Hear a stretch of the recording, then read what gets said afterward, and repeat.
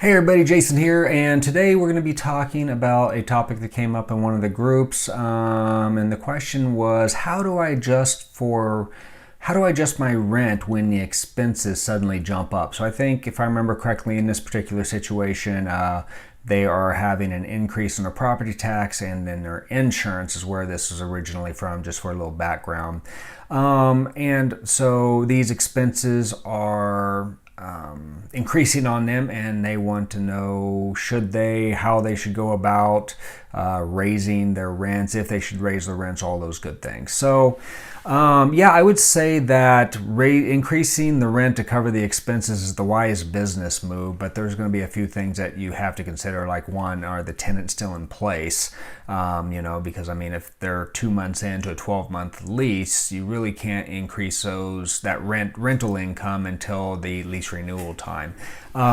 So I think that the first thing that this person should do, or you should do if you find yourself in a similar situation, is kind of figure out where you're actually at in terms of your market rent. So what I would recommend first and foremost is to do a market survey.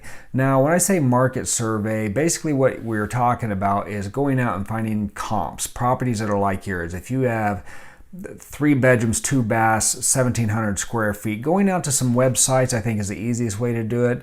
But going and finding similar properties, if you can, in similar neighborhoods, and seeing what they're renting for, what they're charging for their deposits, what they're charging for their application fees, things along those lines, and then comparing it to what you are charging for yours. That way you can get a feel if you're a below market, at market, above market, and at least know where you're at. And then from there you can kind of determine if you have some room to actually increase your rent to cover those expenses.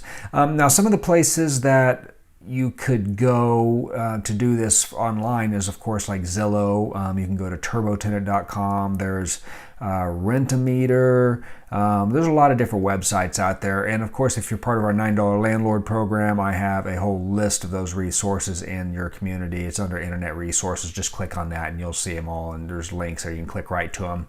And there are so many free ones out there that I don't really think it's necessary to pay for those. But that's always an option as well. You'll get a little fancier reports, probably a little stronger reports, but I think you can do what you need to do with those. You can check Facebook Marketplace as well. Those are all great resources to do that for.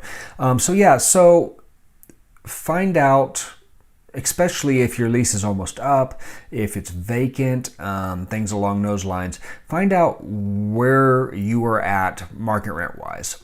So if you've been renting it for $1,000 and you go out there and you check the market rate and other comparable homes are renting for $1,200, $1,300, well, just know that you can raise your rent to cover those expenses. If it turns out that you cannot raise your rent, or if maybe you're above market, or even if your tenant is going to be in place for another 10 months or so, unfortunately, that's going to be one of those costs of business that you're going to have to eat for a little bit until you can figure out, how to offset that. It's going to cut into your profit margin. So hopefully it doesn't cut in so much where you're not making money. But if you bought the house, the home, the apartment, whatever it is, if you bought that correctly on the front end, you're not, over leveraged, any of those things, it should be okay. Yeah, it'll cut into your profit margins, but I don't think it'll kill you, at least in the amount of time that you have to wait out until you can get those rents increased for that. So again, I hope that was helpful. These things do happen. It'd be great if we could see those a little further, a little sooner, if we could control those a little bit more. And you can contest your property tax.